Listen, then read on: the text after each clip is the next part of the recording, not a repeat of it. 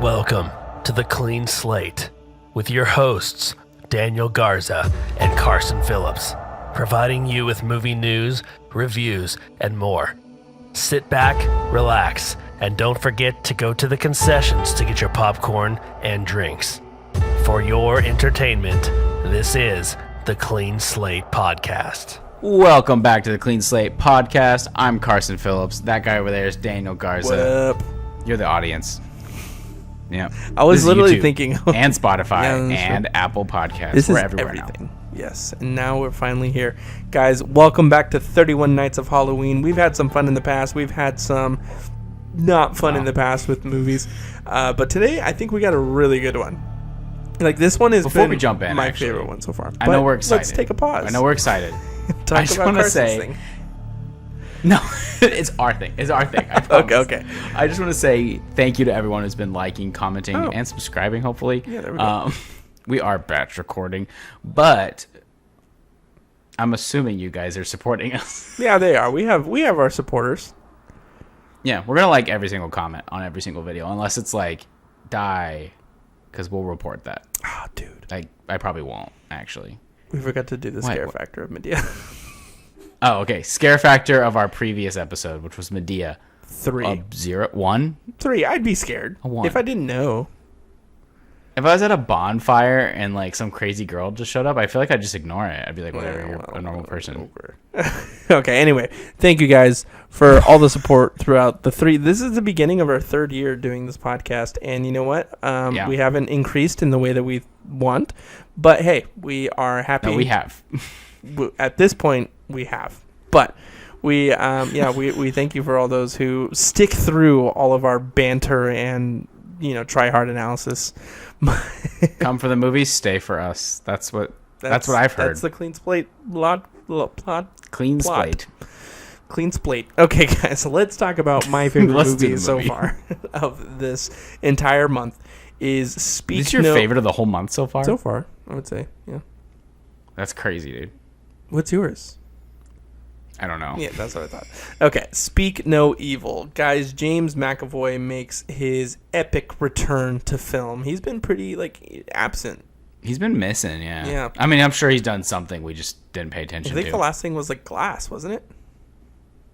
Maybe? He did It, Part 2. Oh, yeah, you're right. Yeah. He may have done, a drama film somewhere in there, maybe? I'm not sure. What have you been doing, James? Anyway, guys, so we have... this is a remake of a foreign film, also known as Speak No Evil. And from what I'm told, it is pretty similar to the story that we have today. However, it is drawn back a bunch in terms of violence. Yeah, I heard this one's less serious and more silly, is what I heard. Yeah. And I'm like, how could it be more silly? But it is pretty silly, though. I would say that the... Different sensibilities, too, between nations here. Okay, so here is the log line for Speak No Evil. A family is invited to spend a whole weekend in a lonely home in the countryside, but as the weekend progresses, they realize that a dark side lies within the family who invited them. Ooh. Yeah, that's pretty good. Everybody's working for the weekend. Nice. They're there for more than weekend, right? It feels like it. It feels like they're there for 2 months. If this many things happened in 2 days, why are you still there? There's literally multiple times throughout this movie where I'm like, oh, I would be gone. Okay, and guys. And Alyssa talked about this after. Oh, yeah. No, for real. And we were like, yeah, I'd leave then. I'd call CPS then. Yeah. I would probably kill them at this point. Okay, give him a brief rundown. And spoilers ahead. I do want to spoil this movie a little bit. Yeah, we'll spoil it for sure. Go watch it. It's in theaters, and it's pretty good. I think most people could... I think my parents could handle this one and enjoy it. Okay, give him a rundown. It's more of a thriller, yeah. Yeah, so basically we're introduced to this American couple who's on holiday. They live in London now, but they're on holiday in Spain? No, Italy? Italy. The western side. The countryside. Yeah. They're on like a fancy vacation. Yeah. And what ends up happening is they meet James McAvoy and his family, who are a little bit more crude, perhaps, a little bit more free-spirited as they appear. And they kind of have this country bumpkin thing going on, right? Yeah. And it seems that the father is attracted to this kind of freedom, and it's something that, you know, he feels like he could benefit from. There's more reasons behind that we find out later. But, yeah, he sees someone he could look up to in James McAvoy's character. And there also is this thing where his kid may have some kind of disability, perhaps. Yeah. That they're like, well, we could be friends to him, and then you could be friends with the dad, and it might be nice. So they end up hanging out. They have a good time. Lots of laughs. You know, the kids get along, too, which is great. Then flash forward, they're back in dreary London. They get a letter inviting them out to the farmhouse. You know, it's only a few hours, maybe several hours away, right? Like a day's drive. Yeah. I mean, everywhere in Europe is close. Yeah, by train. Anyways, they drive their Tesla out to the farmhouse, and crazy Tesla commercial. Didn't know it was bulletproof. But yeah, they drive out to a farmhouse, and they end up starting to notice a few red flags while hanging out with this family, and things start to spiral out of control, but they keep rationalizing reasons to stay to their own detriment. And that's, yeah. Okay, cool. So, likes and dislikes. Would you like to start? Sure. Good sir. Okay. So, likes of this movie is, I think that the whole premise of the movie is everything that I like in films. Like, they really talk about, like, controversies in the film and raise it up in a way that is, like, makes you think a little bit, like, in terms of parenting. You could take either side. At a certain point in life, right? I would say you could take either side, like, depending on where you are in life. And you really battle. I mean, at the end of the movie, it's very clear on, like, that the James McAvoy family is, evidently doing wrong. But I would say it really challenges the protagonists in the way to where they're like, something needs to change. And yeah, it's a really cool journey, because I think the whole movie explores, like, you know, kind of what you were saying, freedom. And, you know, this guy being so tied down to his job and relying on that so much that he forgets about family. And it's such, like, a beautiful, I guess, message to go with. It has a couple, like, mixed things, too, which is interesting. Like, it leaves enough for you to think about it, right? It's not just like, oh, this is bad, this is good. There's a little bit more going on, which I appreciate. Yeah, and then, you know, they have a bunch of different talking points about parenting, about marriage, about family, about masculinity, femininity. Yeah, and it really explores all those in a kind of a poking, like antagonizing way, but also I would say it makes you think about it. And so that's what I really loved about it. I think James McAvoy is an excellent actor in this, and I think we all kind of like got that vibe when he did Split. Like, Split was a little bit goofy to where it was just like so this far. Is more nuanced. Yeah, it was like so far on the pendulum of what we were used to James McAvoy doing, like with X-Men. But this is just like Mr. Thomas. Yeah, or Mr. Thomas. But this swings back in such a way to where it's like, I think it's one of his best roles that he's ever done. So the plot is great, the story is great, the twist, I saw it coming, but I was just like, how are they going to explore it? And I would say that this is I think it's more of a thriller than it is a horror, but my biggest critique on horror movies is they end in such a crappy way. And with this one, I thought it had such a good ending that I was just, and it's nothing special, but it's just like they let it close naturally instead of like introducing something ridiculous like in Long Legs, when it's just like, oh, by the way, this is a demon the entire time. Like it's just like, it seems very grounded, and that's what I appreciated about it. Yeah, no, on your point about the ending, I actually got teary-eyed at the end. Yeah. Which I don't want to spoil why, because that's a major spoiler, but I thought that was cool. Anyways, I agree with everything you said. This movie is really captivating. I think the performance from everyone's great, but obviously McAvoy steals the show. He's very, like, charismatic, very, what's the word? He's very, like, traditional masculine, but also like super charismatic and kind at the same time. Obviously, we see later on there's a little bit lurking underneath the surface there that's scarier. But the build up to that is really, really entertaining and leads to some really awkward encounters, especially with the other family and the kids, which pays off really well. And then even like the way this was written, I don't know how much of this is in the original film, but from the dialogue, like these conversations are written really tightly to create this uneasy feeling in you. And something that I really appreciate too is it's not just like jump scare after jump scare or anything like that. It's more like a thriller. So it just keeps building that tension, and it doesn't break until the end. Like when they're trying to leave initially for the first time, like I was anxious. Oh, man. dude, my palms are sweating so bad. And then there's things they do like to try to like help their situation where they mess up royally, and you're like, oh no, and it's real. Like it's not too over the top, like unrealistic. I mean, obviously this wouldn't happen, but not this way at least. Yeah, I was like, well, good way to make money. In fact, anyways, I also just want to say there's a quote that I really liked in this movie. Oh, okay. About hunting. You know, it's about the hunt. It's not about the kill. Yeah. And that kind of ties in a lot of interesting things in this movie for me. Yeah, for me, I think that was a little bit decisions on the nose. Characters make. I like it. I like that character makes the decision that he does. I like that the mother character makes her decisions and the little boy makes his decision. Like they all end up where they should be arc-wise, in my opinion. I agree, yeah. Like if it went any other direction, I think I'd be mad. I do have one critique. I did on think that, they were going to be cannibals for a second. That would be...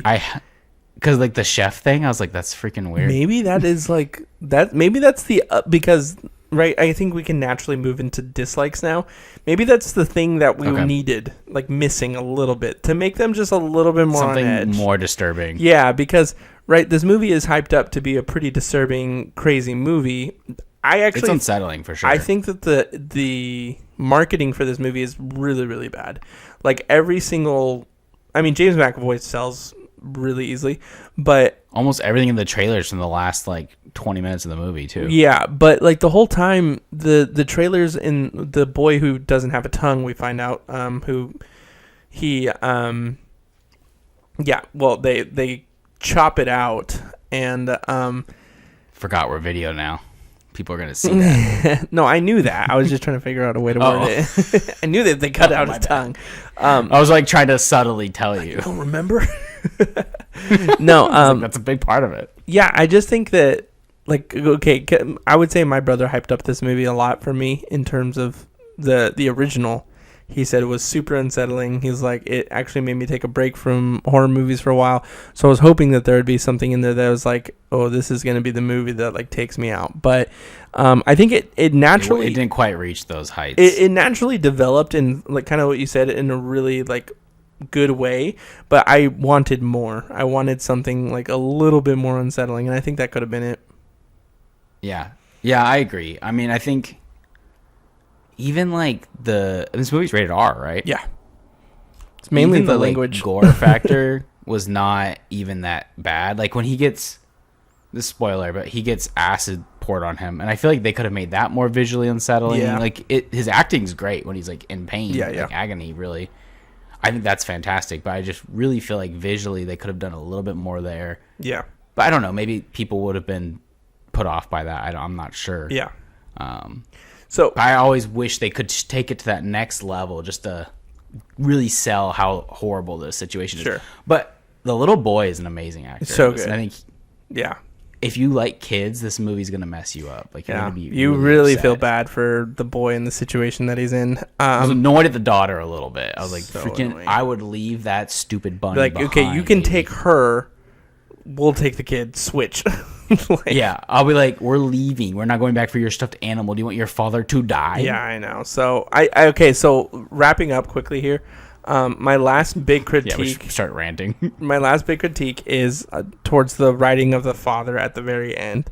I think all of this was really built up for him to like finally take control and finally have freedom and finally like kind of be. Oh, I think you're wrong. The leader of the family. No, hold on. We can discuss this. If I have to start this over, like the camera over, I will. Okay. And he just ends up staying this like pathetic father. Like, you're gonna have to bleep that. I think. You think so? We'll look it up. Okay. And it's just like I don't know. I was expecting for him to have an arc, and he didn't have an arc. And he's arguably the main character besides James McAvoy. Like, the story really follows him and his backstory more than it does the mom, more than it does the daughter. Like, because we don't explore her anxiety. We don't explore why the mom chose the cheating route that she did. It's like roughly talked about. Yeah, but, kind of briefly in one conversation. Yeah, but like all the kind of the hunt that James McAvoy is doing with the father, like you think, oh, he's going to have like an epic ending. But he doesn't. He just stays stagnant. He has like a moment where he can choose to, but he doesn't. I think that's the point, though. I think it's supposed to show that like he doesn't need to do that because they solved this problem together, and his like big heroic moment was jumping off the roof and sacrificing himself, and he was ready to like die for his family, like leave me behind kind of situation. So I feel like that was his arc. But he's still staying true to his own morals and sensibilities there. And then it gives another character to step in and do something. The son. I feel like that payoff is good too, because there's the off. other conversation of like parents passing on and then some evilness to their kids, right? Which I think is interesting.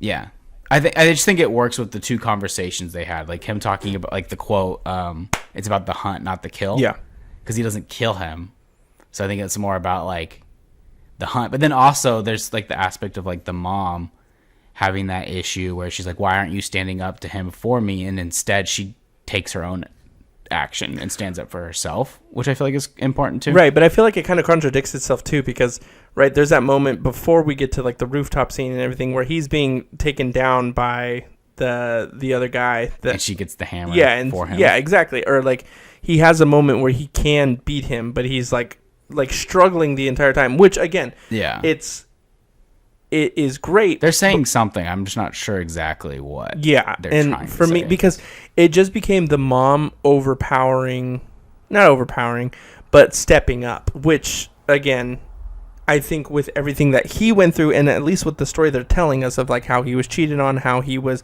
really focused on his job, and how he was really focused not on his family, I was really expecting to see him kind of see that play out in him taking now responsibility for the family or caring for his family a little bit more, rather than just the mom who did it. And no disrespect to like the mom, she truly did some badass things in the movie. And she's a vegetarian and she did it all without any protein. But what? But I was really like, I was like, yes, dude, this guy's going to have an epic, because you feel bad for him. Kind of like a Hills Have Eyes ending. Yeah, and he doesn't. And I think that's my biggest critique on the movie, of being like, I wish he would have like become, not like I see why you feel that way. Because like James McAvoy, but like be like, yo, like, stop. This is my family now. No, I think that's fair too. I think that's fair. I think they made the best decision for the screenplay, though, in my opinion. You're wrong. But I will say it would have been nice if he stood up to him at least once, because the dude's just stepping all over his That's what I'm wife saying. and daughter even. And it's just... I get it. I think for me then, if the scene isn't like... I would say then, if that's the case, leave it how it is, but then take out the scene where he takes him to the like that mountaintop or that hilltop, and they just... Well, I think that was on purpose. Scream. He's like, oh, it's not about the killing. Right. No, but I'm saying like they scream and they let it all out, and like that was the start of his freedom journey. But then I think he recluses back into being like, no, I can't do it. No, I'm too afraid. No, I don't have control. And then it's just like he doesn't have an arc. Like, genuinely, can you tell me right now he has an arc? He has an arc. It's just like not... I don't think he has an arc. What's the word for it? He has an arc for sure. It just doesn't come to... He just ends up back basically at the same spot, though. So it's not an arc. It's a circle. It's an arc. That's He just not doesn't an arc. change. That's- It happens. It does No, because happen. I definitely thought, I was like, well, maybe when they threw the son into the lake, which is horrifying, by the way. Like, the second they that's did kind that, of a moment for him. dude, I, like, gasped so loud in the movie theater when... I still would have drove away. Oh, 100%. I would be like, no, he can drown. Actually, when he went into the shop with his, like, to get the tire tools or whatever, I told Alyssa, I was like, I would just tell you to drive away and leave me. Yeah. You know, Like, I would just die. my second biggest Like, 'cause beef there's with no these way that ends movies well. are whenever something happens like this, they always just hit the person once and then they leave. I'm like, I would be the little boy in this situation where I'm just... just like making It's the sure only way to survive. they're not getting up. Yeah, because like what, you hit them over the head and be like, okay, I'm good. Like, it's actually in every single movie that we watch. Like Every horror film. House of Literally Wax. every horror film ever. We just watched one too where it's like that. Lights out. Lights Out. Good Boy has it, and it's just like, Yeah. what? Make sure. Yeah, Good Boy. Okay, we haven't done that review yet. Yeah. But the ending of that made me so mad because of decisions that are made. Yeah, I agree. It's a great ending though. Okay, guys. Any other dislikes or any disagreements with me? No, not really. I mean, nah, not really. Okay, it's a great movie, you guys. 8 out of 10, 8.5 out of 10. I would say the only 3.5 out of 5. the only thing that's like in terms of parent guide type stuff is just the very end scene with the boy. Yeah, it's not too crazy. It gets though. there though. It has a good amount. There is like some sexual conversations, I guess, is something to point out. Yeah. So if you have there were some kids in the movie theater when I watched it tonight, and I was like, That's crazy. Anyway, guys, but it's a great movie. Go check it out in theaters. So much fun. Really enjoyed it. It is a little bit of a slow burn, so just be prepared for that. But other than that, I mean, that's Speak No Evil. Any last thoughts? want to come to my farmhouse? Stop. Okay, guys. Well, again, we are doing 31 Nights of Halloween. We have a movie every single day this month. And thank you again, just to repeat, Carson, thank you so much for your support, guys. Go like, subscribe, share, comment, do all of those fun things for us because it helps our algorithm. And we'd like to hear from you because we don't hear from you often. Are you there? Please talk to us. We don't know if anyone's there. We're just actually talking into cameras. It's not actually It's like the going fog, into... dude. Anyway, guys, well, thank you so much, and we will see you tomorrow for another scary movie.